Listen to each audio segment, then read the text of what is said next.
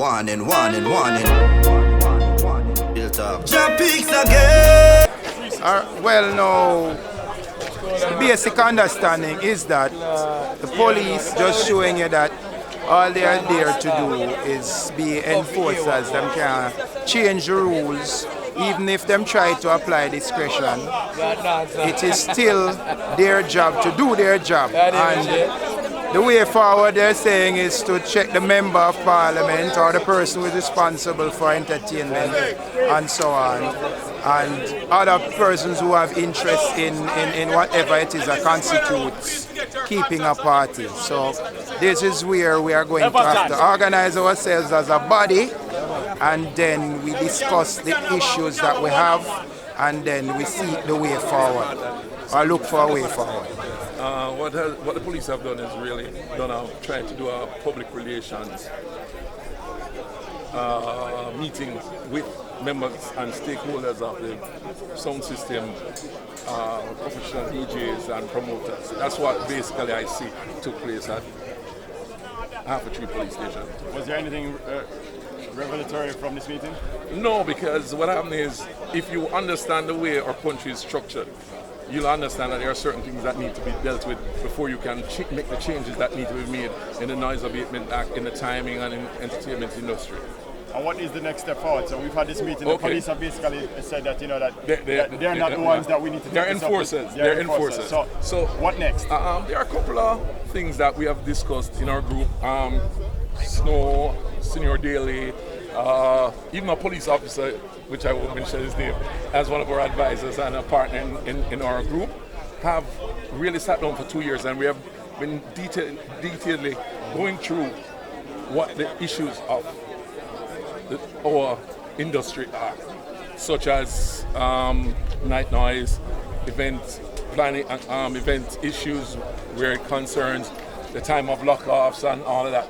So those are some of our mission issues that we have to deal with. Also, in the same way, my problem is with the way the police conduct themselves. They conduct themselves very unprofessional at lockoffs and not execute their professional jobs, not in a very professional way, where we have assaults on disc jockeys, removal of sound equipment, controls and laptops, and not dealing with promoters in a favorable way, because there are people, certain members of the force, who are taking a little thing, go on, so them just for extensions and stuff like that. So you have some sort of corruption on the ground where our members of the police force, which I love them dearly because they're the ones who keep us safe. There are some things that we as a country and as an industry have to change. When I say industry, I'm talking about promoters, I'm talking about disc jockeys, and we're talking about sound system operators. We have to change certain things. One of the things we have to change is the way we keep parties, the way we execute these parties. We have to be sensitive about our neighbors. Those are things that the way things are nowadays, we can't just not take into the thought of technology. You have one speaker box now that puts out more power than a whole sound system back in 1970. That one Ford speaker on that stand will put out more wattage than one of those big sound systems.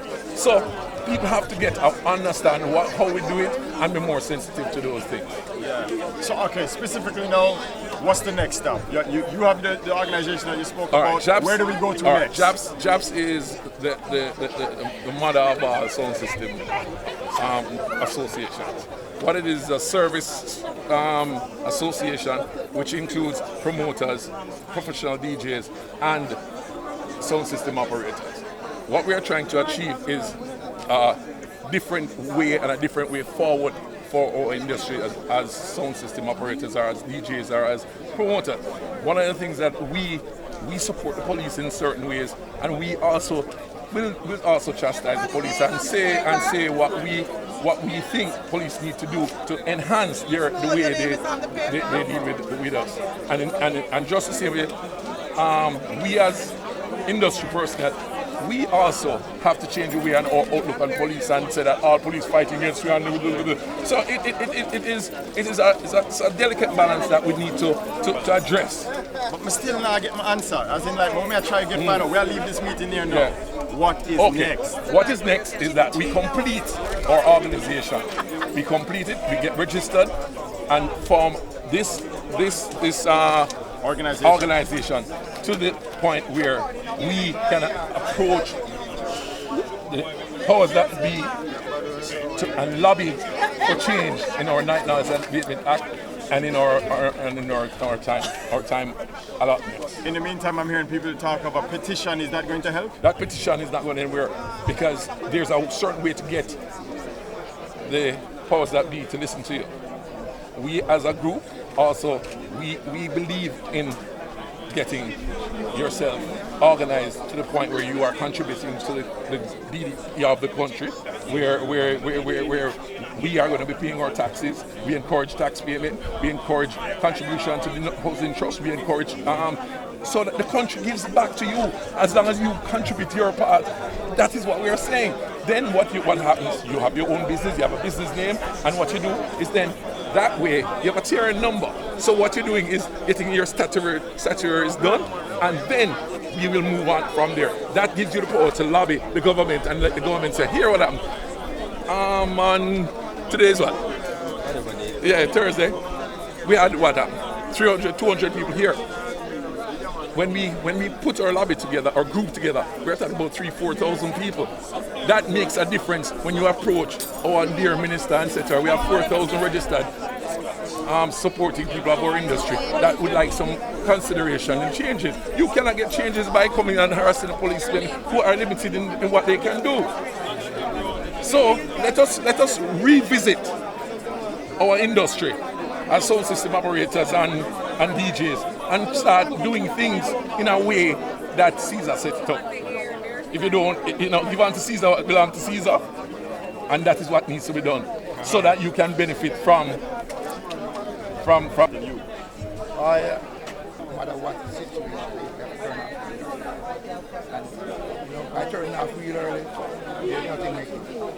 Sometimes I wonder if it's worth it to continue. Was there anything that you got from this meeting here today? No, it's kind of the same thing. Them just tell you what the government doing and where we should go and voice our complaint. That's what they tell us.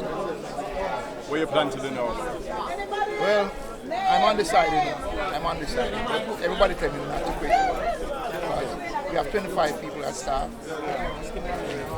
They're looking forward, especially at this. In 2 o'clock good. 2 o'clock good. 2 o'clock in the week? 4 o'clock on weekends? Yeah, 4 o'clock on weekends. You'd be in favor of that? Yes. All right, thanks. Good luck, Yeah. It's really affecting us. Everybody. Right here, we're all here at the African police station, and we get to realize that it's beyond the police control. So if it's beyond the police control, the only person that control beyond the police control is supposed to be the Prime Minister and the Commissioner. So we're just asking, the parliamentarian. Yeah, asking kindly, try to take this in consideration because this is very serious. A lot of people depending on this. Back to school, food, bills, all of them things. There's any idea, you don't know, this is a real thing. This really touched everybody's heart right now. This is definitely serious. This is the depth of what's going on in Jamaica, in ghetto. You see me? This is so serious right now. If you notice, this is an Arthur police station and everybody's here representing. So we're just asking the bigger heads who know they have real rights and control over this, and the police do show us that we have no control over this.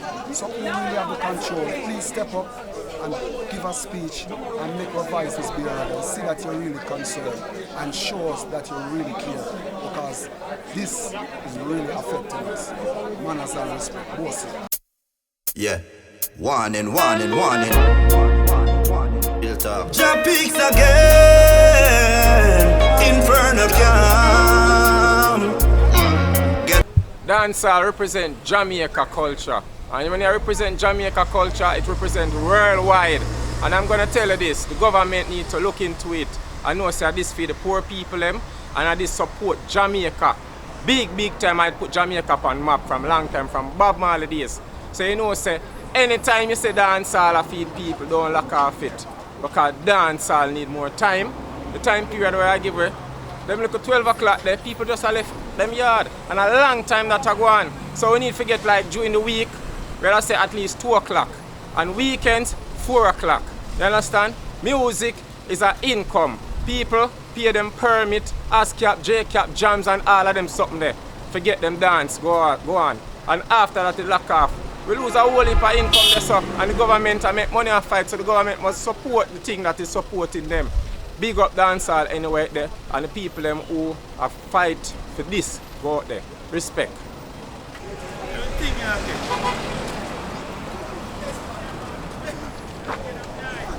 Best part of a job. Right, you know, the road for dancehall freedom. Yeah, we have to see it. The road for dancehall freedom. Free up. Yeah. Dancehall free up. I want to them. Can't stop Stone Love. Stone Love after that grew me. I used to lift the box them. Now I turn a real star, stop lift box, so them have to love music. When you them hear the hot, when you think you listen music, so you try to stop music. Yeah, idiot man. Here's Johnny! Tell me something about the dance. What am I really say over this? You hear them I say? What the reasoning? Yeah. What the reasoning? After me there find a ear what I go on. But fly down for what I go on. You know what I mean? But by this time now, not now I go on. Say, come on, my waist are playing fear. What me say? You know what? Find me gone.